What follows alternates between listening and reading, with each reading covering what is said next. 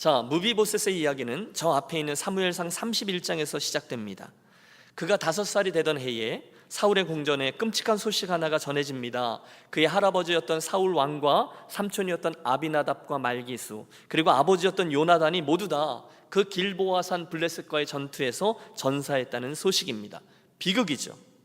사울의 궁전은 곧 불안에 휩싸입니다. 언제 그 블레셋 사람들이 들이닥쳐서 그들을 해야 할지 아무도 모릅니다. 촌각을 다투어 그 왕궁을 빠져나가야만 했어요.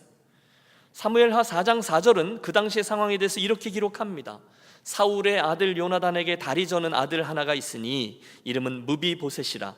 전에 사울과 요나단이 죽은 소식이 이스라엘에서 올 때에 그의 나이가 5살이었는데 그 유모가 안고 도망할 때에 급히 도망하다가 아이가 떨어져 절개되었더라. 아이가 몇 살 때요? 5살 때.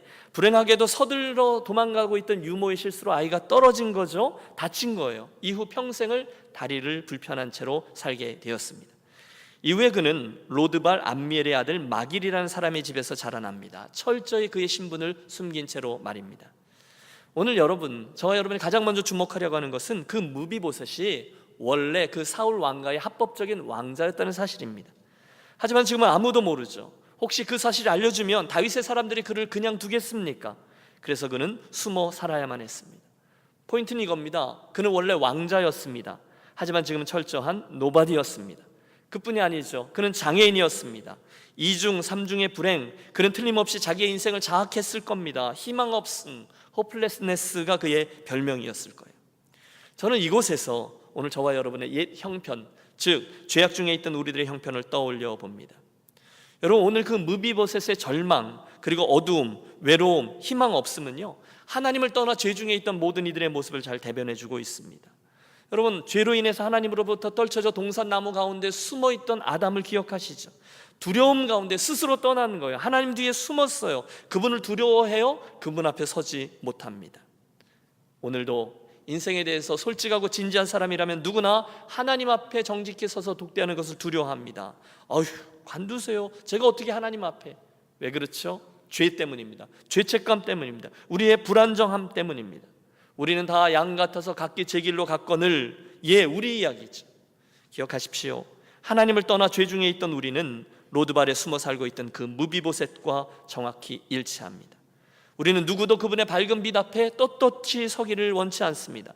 우리에게는 소망이 없습니다. 죄의 무게로 인해서, 반복되는 습관적인 죄로 인해서 철저히 두려움과 절망 가운데 하나님 앞에 나아가지 못하고 있습니다. 그게 더할 것도 뺄 것도 없는 죄인들의 형편이었어요. 그러므로 그때 그들에게 있는 유일한 희망은 오직 예수 그리스도, 그분인 줄로 믿습니다. 죄 중에서 방황하고 있던 인생, 그런 이들에게 어느 날 하나님이 먼저 구원의 손길을 펴더 주셨습니다. 우리가 아직 죄인 되었을 때에 하나님께서 저와 여러분에게 독생자를 보내주셨고 그분으로 하여금 십자가 길을 가게 하셨습니다. 그리고 그 아들이 십자가에서 흘려주신 보혈을 보시고 저와 여러분의 죄값을 치루어 주시고 대속하였다, 저와 여러분을 구원해 주셨다, 저와 여러분을 칭의케 하셨다, 구원의 문을 열어주셨어요. 누구든지 주의 이름을 부르는 이는 구원을 얻으리로다, 그분 약속하셨어요. 혹시 오늘 예배에 참석하신 저와 여러분들 가운데 혹시 내가 예수님을 믿는다라고 말을 하지만 정말 믿는 건지 아닌 건지 잘 모르신다거나, 혹시 교회 생활은 오래 했지만 이 복음을 받아들인 경험이 없으시거나 하신다면 이 아침에 여러분의 마음을 열고요, 주님, 제가 주님께서 행하신 이 놀라운 일을 믿습니다. 저는 죄인입니다. 주님께서 제가 이 시간 마음을 열고 주님을 나의 주와 구원자로 받아들이오니 제 안에 오셔서 제 인생의 주인이 되어 주십시오, 기도하시기를 권합니다. 이 아침에 그분께서 기꺼이 여러분에게 오셔서 구원의 은혜를 베풀어 주시고 저와 여러분 인생의 주인이 되어 주실 줄로 믿습니다. 하지만 여러분, 이 십자가의 복음이 예수님을 몰랐던 그런 이들만을 위해서 주어진 것이 아니라는 사실 또한 기억하시기 바랍니다. 이 복음은 동시에 오늘 예수를 믿는다라고 말은 하면서도 여전히 죄 중에 거하고 여전히 완전하지 못한 나의 모습으로 인해 절망하는 저와 여러분들을 위한 복음이기도 해요. 할렐루야. 오늘 인생의 이러저런 죄로 인해서, 내가 원치 아니하는 반복적인 습관적인 죄로 인해서 절망 가운데 계신 분 혹시 계십니까? 마치 오늘 저 본문의 무비보셋처럼 다윗 앞에 나서는 것 자체를 두려워해서 숨어 계신 분 말입니다. 솔직히 하나님의 진노는 나 같은 이중인격자에게 임해야 돼, 그렇게 생각하시는 솔직한 분 있으십니까? 축하합니다. 그분은 오늘 이 하나님의 복음이 가장 복음답게 주어지는 세팅에서 계신 것입니다. 여러분, 복음 이야기를 하려고 하는 거예요. 복음이 뭐죠? 그것은 하나님께서 저와 여러분이 아직 경건치 아니한데도 불구하고, 저와 여러분이 아직 죄와 또 어둠 가운데 거함에도 불구하고 당신의 독생자를 주심으로 구원의 길을 여셨다는 거예요. 그러므로 오늘 어둠 속에 계십니까? 죄의 힘에 질질 끌려가며 계십니까? 내가 이렇게 살면 안 되는데 고민하면서도 그렇게 사는 내가 지긋지긋한 분 계십니까? 똑같습니다. 오늘의 이 말씀을 들으시면서 주님, 그날 무비보셋에게 전달되어진 복음의 메시지가 오늘 저에게 또 한 번 확실히 들려지게 하시고 역사하는 기적을 허락하여 주시옵소서. 기도하며 들으십시오. 오늘 저와 여러분이 그날의 그 무비보셋이라는 거예요. 그런데 이어지는 말씀을 보세요.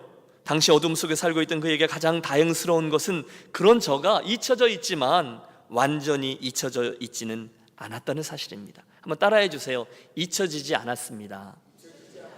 여러분, 그게 은혜라는 거예요. 여러분, 본장 1절을 펼쳐주세요. 다윗이 이르되 사울의 집에 아직도 남은 사람이 있느냐? 내가 요나단으로 말미암아 그 사람에게 은총을 베풀리라 하니라. 여러분, 어느 날 깜짝 놀랄 만한 일이 하나 벌어져요. 이스라엘의 왕국을 다 정비한 다윗이요, 자기의 생명과도 같았던 친구 요나단과의 약속을 지키고자 요나단의 후손을 찾는 겁니다. 일이 벌어진 거예요. 여러분, 한번 상상해 보십시오. 지금 초야에 묻혀서, 아니 숨어서 쥐죽은 듯이 살고 있던 무비보셋에게 어느 날 낯선 사람들이 찾아옵니다. 누굽니까? FBI. 네.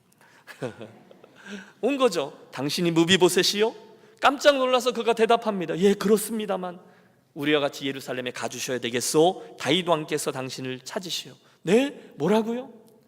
여러분, 순간 무비보셋이 느꼈을 절망감을 한번 헤아려 보세요.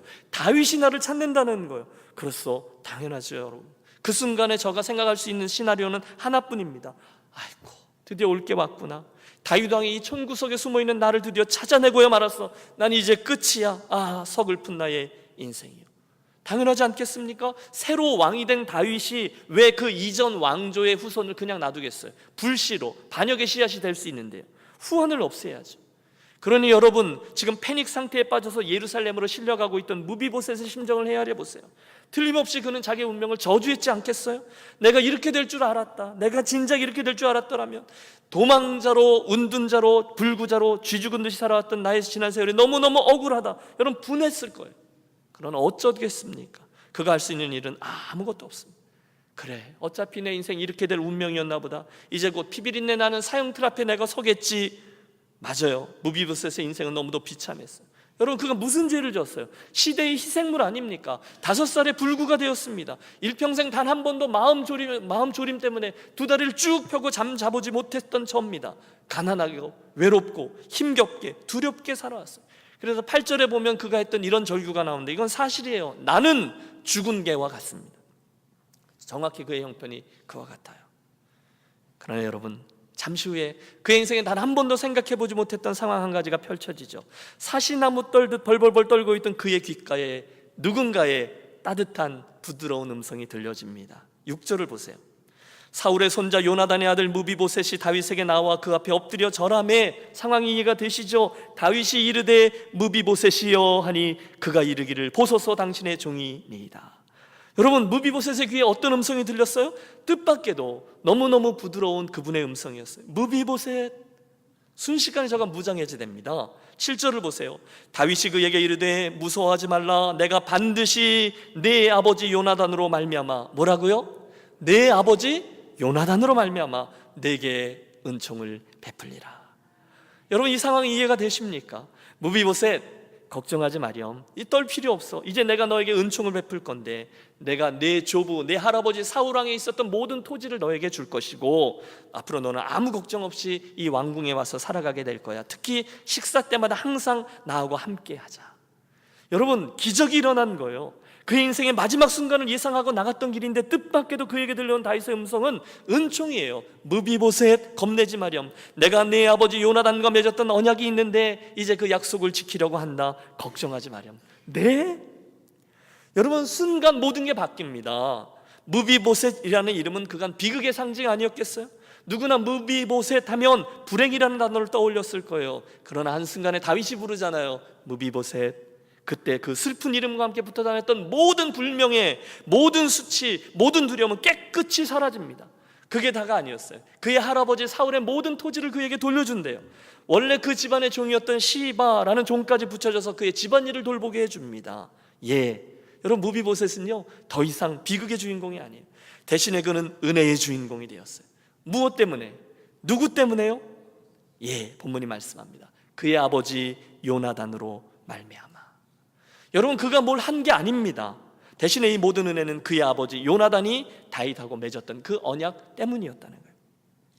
사무엘상 20장에 가보면 그 다윗과 요나단의 언약이 나와요.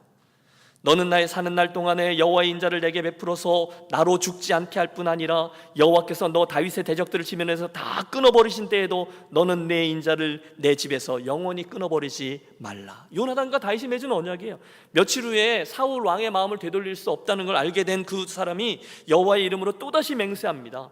여호와께서 영원히 나와 너 사이에 계시고 내 자손과 내 자손 사이에 계시리라 하였느니라. 여러분, 둘 사이에 맺은 언약 때문에 이 무비보셋이 엄청난 다윗의 은혜를 입고 있는 겁니다. 그래서 다윗에 나오는 이 무비보셋 이야기는요 은혜의 이야기예요. 복음의 이야기예요. 그리고 그 이야기는 바로 오늘 저와 여러분에게도 일어난 놀라운 기적의 이야기입니다. 여러분, 은혜에 집중해 보세요. 보통 사람이 은혜를 베풀 때 그 은혜를 받을만 하거나 또는 그 사람이 어떤 대가를 기대하거나 이러면서 은혜를 베풀잖아요. 그건 은혜일 수 있어요. 그러나 호의예요. 하지만 그건 복음은 아닌 거죠. 무비보셋을 보세요. 여러분, 그날 그에게는 다윗 왕의 은혜를 입을 만한 아무런 이유가 없습니다. 그런데 다윗이 그의 아버지였던 요나단과 맺었던 언약을 기억하는 거예요. 그것 때문에 무비보셋이 잊혀지지를 않았고 오늘 이 큰 은혜를 입게 된 것입니다. 자, 우리들의 이야기를 해보시죠. 동일하죠. 오래전에 하나님의 아들 예수님께서 죄인들로 가득한 이 세상에 오셨습니다. 의인이 아니라 죄인들을 찾아오셨어요. 그분이 먼저 죄 중에 있던 나를 사랑하셨습니다. 믿습니까? 여러분, 그분이 먼저 허물과 죄로, 오늘도 죄로 인해서 스트러글하고 있는 나를 찾으셨어요. 나를 붙드셨어요. 여러분, 생각해 보세요. 그날 무비보셋이 할 수 있는 일은 아무것도 없었습니다. 오직 누군가가 먼저 그를 찾아냈고 초청장을 보냈고 그를 데리러 왔기 때문에 그가 다윗 왕에 나아가 은혜를 입은 거잖아요. 사랑하는 여러분, 바로 여기서 저와 여러분이 그날의 그 무비보셋이었다라는 사실을 기억하기를 원합니다. 항상 거기서 우리들의 이야기가 시작되어야 돼요. 먼저 그분의 다가오심, 먼저 그분의 이끌어주심을 허용하고 그래서 먼저 그분의 은혜를 입은 자가 되어야 된다는 거예요. 여러분, 우리가 그 사실을 잊지 않을 때 거기가 바른 출발점이에요. 하나님이 세상을 이처럼 사랑하사 독생자를 주셨으니 다윗이 먼저 무비보셋을 사랑했어요. 내가 반드시 내게 은총을 베풀리라. 그에게 먼저 은혜를 베풉니다. 이게 복음이죠. 사랑하는 아들아, 사랑하는 딸아, 내가 내 아버지 요나단으로 말미암아 내게 은혜를 베풀리라. 내가 내 아들 예수의 십자가로 말미암아 내게 은혜를 베풀리라. 여러분, 내가 누구인지를 분명히 기억하십시오. 내가 뭐 한 것 아닙니다. 내가 그분을 위해서 무엇인가 근사한 걸 해드렸기 때문이 아닙니다. 내가 지난 주간에 95점 정도 이상의 도덕적인 삶을 살았기 때문이 아닙니다. 복음은요 전적으로 내 이야기가 아니에요. 하나님의 은혜에서 시작되고 진행되고 맞춰집니다. 그러므로 이 복음을 들은 우리가 할 일은 단 한 가지입니다. 겸손히 하나님께서 나를 위해서 행해 주신 놀라운 일을 보고 놀라며 그 은혜를 받아 누리고 즐거워하는 것입니다. 혹시 오늘 아침에 이 은혜의 이야기를 들을 때 혹시 지난 주간에 여러분이 스트러글 해오신 그 죄로 인해서 그분의 이 은혜를 기쁨으로 선뜻 받아들이지 못하는 분 계십니까? 나는 이 은혜를 받을 만한 자격이 없어, 내가 나를 아는데, 이렇게 생각하시는 분 말입니다. 그렇다면 그분은 권합니다. 아무 말 하시지 말고 저 십자가 아래로 여러분 다시금 나아가시기를 바랍니다. 그리고 그분의 십자가 아래서 이 십자가 속에서 예수님께서 행해 주신 일이, 그 놀라운 일이 나의 죄를 얼만까지 커버하고 얼만까지 감당할 수 있는지를 한번 계산해 보십시오. 여러분 아시죠? 저와 여러분들 중에 죄가 없어서 십자가의 은혜가 필요하지 않을 만큼 깨끗한 분은 아니 계십니다. 하지만 반대로 저와 여러분의 죄가 아무리 크더라도 이 하나님 십자가의 은혜의 바다에 빠뜨릴 수 없을 만큼 큰 죄는 없습니다. 따라서 이 아침 어떤 이유로든 나의 그 모습으로 인해서 자유하지 못하신 분, 죄짐에 눌리신 분, 이건 안 될 거야 라고 생각하며 기대조차 안 하시는 분, 사방이 모두 막혀서 산 소망을 잃어버리신 분 누구라도 우리 모두 저 무비보셋의 자리로 나아가서 그를 따라 행하겠습니다. 예루살렘으로 갑시다. 다윗 왕께서 당신을 찾고 있다니까요. 여러분, 비록 그 말씀은 두려운 말씀이에요. 비록 그 말씀은 순종하기 어려운 말씀이에요. 그러나 여러분, 그분의 초청을 듣고 아무 소리 말고 그 자리에서 일어나십시오. 행여나 남아있는 저와 여러분의 자존심도 버리십시오. 내가 무슨 벼룩도 낯짝이지, 다 내려놓으십시오. 그리고 저와 함께 그분의 초대에 응하여 그대로 나아가시기를 주의 이름으로 축복합니다. 그때 우리는 은혜를 입는 거예요. 회복된 그분 자녀의 신분과 특권을 경험케 될 거예요. 여러분, 11절을 보세요. 무비보셋은 왕자 중 하나처럼 왕의 상에서 먹으니라. 13절을 보세요. 무비보셋이 항상 왕의 상에서 먹으므로 예루살렘에 사니라. 이제 무비보셋은 완전히 바뀌었어요. 그는 왕자의 자리에 간 거죠. 주인의 상에서 함께 먹습니다. 은혜입니다. 복음이 가져다준 기적입니다. 사랑하는 여러분, 혹시 오늘 아침에 이 무비보셋의 이야기를 대하시면서 야, 무비보셋 횡재했네, 진짜 럭키야 생각하십니까? 아니요. 이는 단지 무비보셋만의 이야기가 아니라 누구의 이야기라고요? 네, 나의 이야기라는 거예요. 저와 여러분의 이미 일어난 일이라는 거예요. 하나님께서 로드발에 숨어있던 저와 여러분 먼저 찾아오셔서 당신 은혜와 사랑을 먼저 베풀어 주셨어요. 저와 여러분 죄 중에 있을 때 그분이 저와 여러분을 잊지 않으셨어요. 오셔서 나의 이름을 불러주신 거죠. 그리고 우리를 회복시켜 주셨습니다. 기억하십시오. 그날 하나님의 사랑을 값없이 받은 자, 구원의 은혜를 받은 자는 무비보셋이 아니에요. 김신일입니다. 그리고 여러분입니다. 그날 이 다윗과 무비보셋 사이에 있었던 일은요, 하나님과 저 사이에 일어난 일을, 그 놀라운 구원의 사건과 은혜의 복음을 선명히 보여주고 있어요. 자, 오늘 저와 여러분이 첫 번째 이 복음의 메시지를 주목했는데, 거기에 이어서 두 번째 이야기라는 것은 교회 이야기입니다. 지난달 우리 바이블 타임을 열심히 하신 분들은 사무엘하 16장에서 19장에 걸쳐 나오는 이 다윗의 또 다른 어려움 하나를 만나셨을 겁니다. 시간이 이제 이 이야기에서 흘렀어요. 여러 스토리가 더 지났어요. 그리고 또 한 번 무비보셋이 등장하는데 바로 다윗의 아들 압살롬의 반역 이야기에서 등장하고 있습니다. 자, 보세요. 사랑하는 아들 압살롬, 그의 반역으로 인해서 왕위를 빼앗긴 다윗이 눈물을 흘리며 예루살렘 성을 떠나고 있습니다. 피난길이에요. 그런데 어느 한순간 저쪽에 음식을 잔뜩 실은 나귀를 가지고 피난길에 저를 기다리고 있었던 이가 있었으니 얼마 전에 그 무비보셋에게 주어서 그를 섬기게 했던 시바라는 종입니다. 여러분, 제가 설교하는데 이 이름이 굉장히 힘들어요. 예, 그런데 시바라는 종이에요. 그래서 다윗이 묻는 거죠. 야, 무비보셋은 어떻게 하고 혼자 왔느뇨? 그가 대답합니다. 무비보셋은 예루살렘에 머물러 있으며 자기 아비의 나라를 도로 찾으려 합니다. 무슨 뜻인가 하면 무비보셋이 이 혼란의 틈을 타서 자기가 다시금 왕이 되려고 합니다. 고자질을 하는 거예요. 왕이요, 전 무비보셋이라는 사람 배신자입니다. 왕이 베푼 은혜를 이렇게 배신하다니요. 그러나 저는 아닙니다. 저는 끝까지 당신 편이에요. 이 나귀에서 흘린 이 음식도 같이 가지고 피난길을 떠나십시오. 자, 그 시바라는 종을 통해서 무비보셋의 배신을 알게 된 다윗은 그 무비보셋에게 주었던 모든 재산을 시바 너에게 주리라 이렇게 약속합니다. 이야기가 진행되죠. 여러 난이 지난 후에, 즉 압살롬의 반란이 다 평정되고 다시금 예루살렘으로 돌아오는 길에 다윗은 또 다른 버전의 이야기 하나를 만납니다.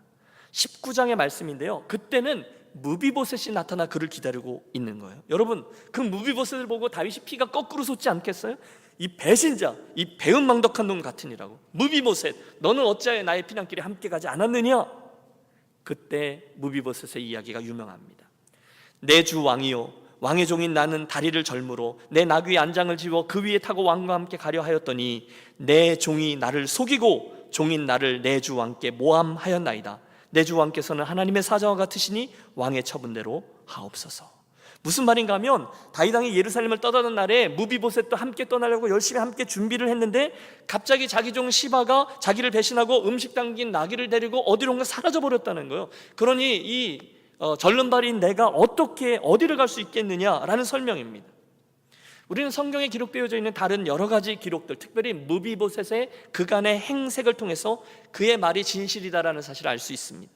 그는 그 오랜 기간 동안에 수염을 깎지 않았고요, 옷도 갈아입지 않습니다. 그건 유대인들이 비탄에 잠길 때 했던 그런 행색이었어요.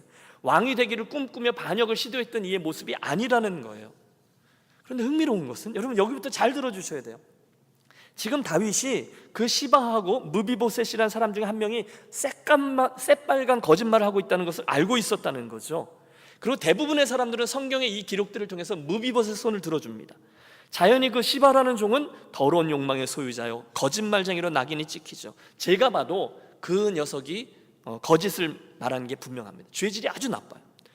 그런데 뜻밖에도 다윗은 이 어정쩡한 상황에서 누가 진실을 말하고 또 누가 거짓을 말하고 있는지 우선적인 관심을 두지 않습니다.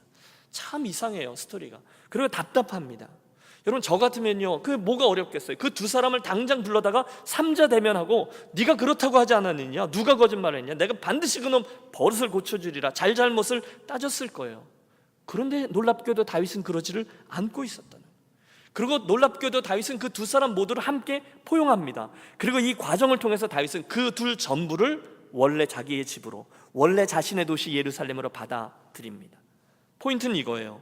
그의 사랑은 그들의 배신과 무책임과 거짓말과 위선까지도 포용할 만큼 넓었다는 거예요. 어떻게 그럴 수 있었을까요? 다윗이 그 모든 광야의 여정을 통과했잖아요. 그가 은혜의 공동체가 무엇인가를 알았잖아요. 그래서 그는 그들을 사랑하되 끝까지 사랑하는 거예요.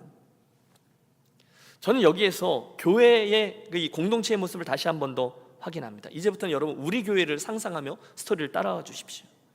사실 여러분, 저와 여러분은 지금 저 다윗의 행동이 별로 마음에 들지 않습니다. 그렇죠? 하지만 우리는 이 다윗 이야기에서 하나님의 저와 여러분을 향해서 가지고 계신 시선과 가슴을 볼 수 있다고 믿습니다. 그날 다윗은요, 그 두 사람의 눈이 각각 자기를 향하고 자기를 흠모하고 있다는 사실만으로도 누군가의 잘못과 그 부족함을 그대로 떼어안아 주었다는 거예요. 여러분 이게 놀랍습니다. 여러분 지금 우리가 다윗 시리즈 설교를 하고 있는데요, 우리의 목적은 하나죠. 그 다윗의 이야기를 통해서 그의 그 제사장적인 삶이 어떤 것인지를 살피고 있어요. 그의 인생을 통해서, 그의 제사장적인 삶을 통해서 저기에 있는 우리 하나님이 어떤 분인지, 그분의 성품, 또 그분이 임재, 그분의 역사가 어떤 것인지를 우리가 보고 있는 거죠. 그게 우리들의 이 시리즈 설교의 목적이에요. 그런데 이 무비보셋과 시바 이야기도 예외가 아니었다는 거예요. 여러분 아십니까? 지금 이 일은요, 저와 여러분에게도 정확히 일어난 일입니다. 생각해 보십시오. 하나님께서 저와 여러분을 사랑하실 때 저와 여러분이 전혀 도덕적인 결함이 없기 때문에 사랑하셨습니까? 저와 여러분이 전혀 실수하지 않았기 때문에, 저와 여러분이 전혀 거짓말을 안 했기 때문에 그분이 저와 여러분을 받아들여 주셨습니까? 여러분 대답해 보세요. 아닙니다. 성경은 오히려 이렇게 말해요. 우리가 아직 죄인 되었을 때에 그분께서 우리를 위해 죽으시고 우리를 구원해 주셨어요. 그리고 우리의 부족함에도 불구하고 우리를 용납해 주셨습니다. 믿습니까? 그들이 모여져 있는 곳이 이곳입니다. 여러분 이곳은요, 죄인들이었다가 용납된 사람들, 받아들여질 자격이 없는데 그분의 은혜로 받아들여진 자들이 모여있는 곳이에요. 이게 유니온 공동체예요. 주님의 교회를 세울 때 저와 여러분에게 이 사실을 기억하는 것은 굉장히 중요합니다. 왜냐하면 우리가 이 사실을 종종 잊기 때문이에요. 저와 여러분 한 분 한 분은 용서받은 죄인이에요. 우리들의 출발점, 우리들의 맨 처음에 그 흔적을 잊으시면 안 돼요. 우리들이 죄인 되었을 때 그분의 사랑을 받은 거예요. 우리가 죄인 되었을 때 용납을 받은 거예요. 그리고 그 일은 오늘도 우리 가운데 계속되고 있습니다. 좀 더 실제적으로 여러분, 우리 교회 공동체 안에 실수한 사람, 실수할 사람들이 있습니다. 그때 저와 여러분의 본성은 틀림없죠. 우리는 어떻게 해서든지 그 시시비비를 따져가면 분명히 선을 긋고 싶어요. 이게 누구 잘못인지, 누구 때문에 이런 일이 일어나는지 분명히 가려서 어떻게 해서든지 내가 옳음이 증명되고 그가 틀림이 증명되어져야 속이 시원합니다. 그분의 입에서 잘못했습니다 라는 소리가 나오도록 해야 직성이 풀립니다.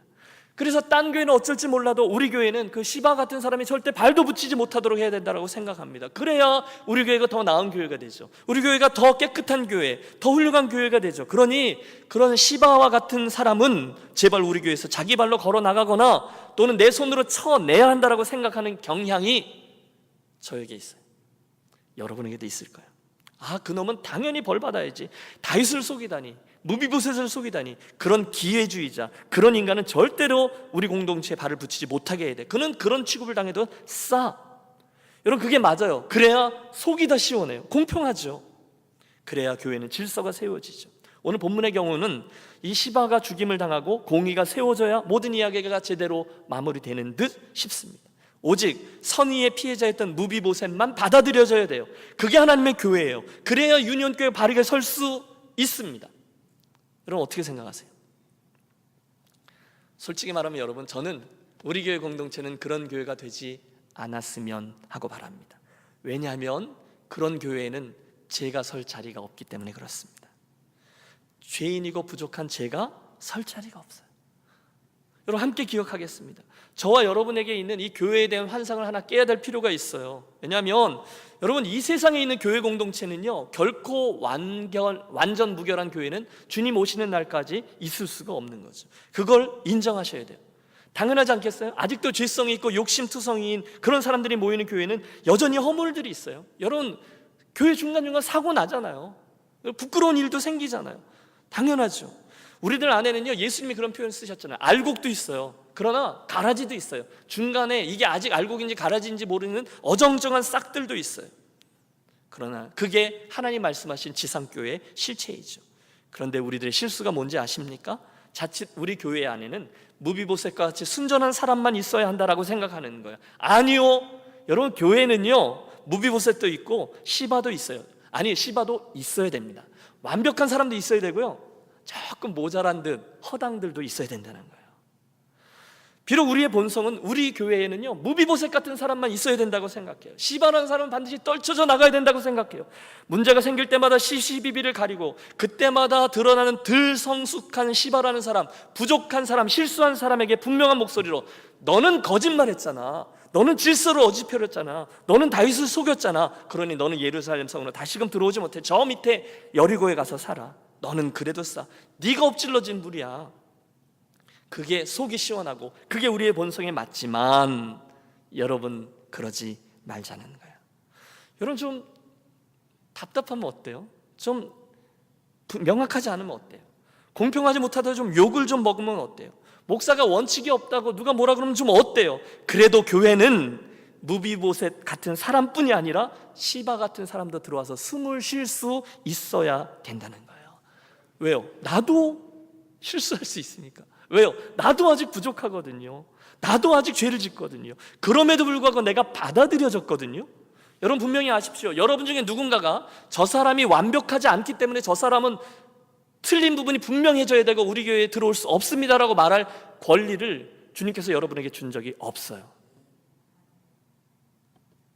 무슨 얘기를 드리는지 아시겠죠? 누가 완전 무결한 사람처럼 의인의 자리에 서서 저울질을 해가며 누가 누구에게 칼질을 할 수 있냐는 거예요. 물론 우리의 본성은 그게 더 쉬워요. 그러면 속이 다 시원해요. 그러나 기억하세요. 그때 우리는 적이 있는 세리에게 손가락질을 하고 있는 바리새인이 되고 마는 거죠. 그러지 말자는 겁니다.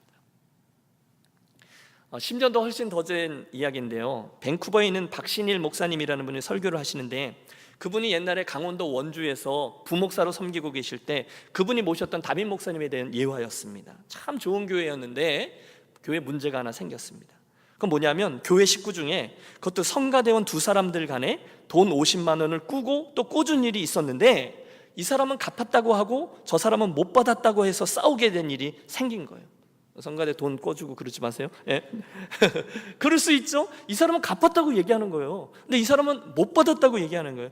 여러분, 저도 요즘 그런 비슷한 증상이 있거든요. 내가 그런 말을 했는지 안 했는지 헷갈리고요, 내가 돈을 꿔줬는지 갚았는지 그럴 때가 있어요. 근데 문제는 뭐냐면, 그럴 수는 있는데 성가대가 반쪽이 난 거예요. 근데 그럴 수 있는데 성가대 반쪽 난 게 문제가 아니라 그들과 함께 교인들이 가세하니까 교회가 반쪽이 난 거예요. 이쪽 사람들은 돈 갚았다는 사람 편이 돼서 싸우고, 저쪽 사람들은 돈 갚았다는데 왜 그러냐고 싸우고, 교회가 정말로 반쪽이 난 거예요. 너무나 어려운 시기가 갑자기 닥쳤는데, 오랜 시간이 지난 후에 담임 목사님께서 그 부목사님이었던 박 목사님에게 말하더라는 거죠. 박 목사, 문제 다 해결됐어, 밥 먹자. 그래서 너무너무 반가워갖고, 야, 드디어 진실이 밝혀졌구나 생각하고, 누가 틀렸었어요? 라고 물었습니다. 당연하지 않겠어요? 그걸 알아야 속이 시원해지죠. 그때 그 담임 목사님이 이렇게 말씀하시더라는 거죠. 그거 50만 원 내가 물어줬어. 그거 50만 원 내가 물어줬어. 여러분, 그 순간에 이분이 목회에 있어서 너무 큰 배움을 얻었다는 거예요. 맞죠? 여러분, 저의 본성에는요 그 목사님이 옳게 보이지 않아요. 이게 제 본성에 맞지 않아요. 제 스타일이 아니에요. 여러분 이게 돈 문제가 아니잖아요. 자존심 문제이고요. 또 누가 옳으냐 자기 의의 문제잖아요. 그래서 저 같으면 두 사람 갖다 놓고 줬어요, 안 줬어요? 당신 언제 줬대잖아. 대질신문하고 시시비비를 가려야 돼요. 그래서 당신 사과해. 그리고 이렇게 문제가 해결돼야만 문제가 해결됐다고 보고 두 다리를 쭉 뻗고 잠을 잡니다. 교회는 정의가 살아야 하니까. 하지만 그 목사님은 좀 다른 방법을 쓰셨어요. 그 결과 둘 모두를 얻었다는 거죠. 시바와 무비보셋 이야기입니다. 사랑하는 여러분, 저는 그 교회가 더 좋은 교회라고 생각합니다. 그게 은혜의 공동체예요. 여러분 부탁합니다. 만일 여러분 이건 조건입니다. 그게 우리들 구원의 진리와 복음에 관한 것이라면 다른 문제죠. 그건 반드시 생명을 걸고 싸워야 되는 일이에요. 하지만 진리에 관한 문제가 아니라 그 진리를 적용하는 방식에 관한 거라면 우리는 언제든지 양보할 수가 있는 것이죠. 아니 양보해야만 해요. 그때 우리 유니온 교회는 바로 지금 말씀드린 이 은혜의 원리가 숨쉬게 되어지기를 간절히 축복합니다.